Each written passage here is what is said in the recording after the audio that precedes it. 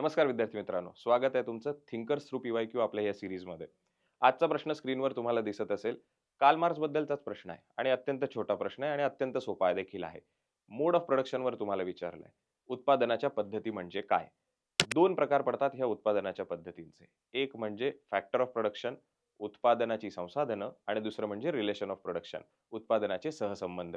तो समाजाची जशी प्रगती होत जाते तसं वेगवेगळ्या समाजाच्या युगात वेगवेगळ्या उत्पादनाच्या पद्धती असतात. मग उदाहरण आपण घ्यायचं झालं तर एक प्राचीन काळ होता जेव्हा आपण लाकडी नांगर वापरत होतो. पण आज आपण शेतीसाठी ड्रोन वापरायला सुरुवात केली आहे. उत्पादनाच्या पद्धतीत बदल झालाय ना, बरोबर? तर उत्पादनाच्या पद्धतीत जसा बदल झालाय, मग उत्पादनाचे संबंध देखील बदलतील. म्हणजे जो लाकडी नांगर आमचा शेतकरी चालवत होता, त्याला आज ड्रोन चालवायला जमणार नाही. ड्रोन चालवण्यासाठी एक्सपर्टच गरजेचा आहे, बरोबर? म्हणून सहसंबंध सुद्धा बदलतात.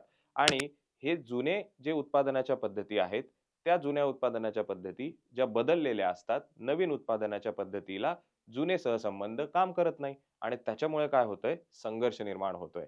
आणि म्हणून या संघर्षातूनच समाज जो आहे तो पुढच्या युगात प्रवेश करतोय.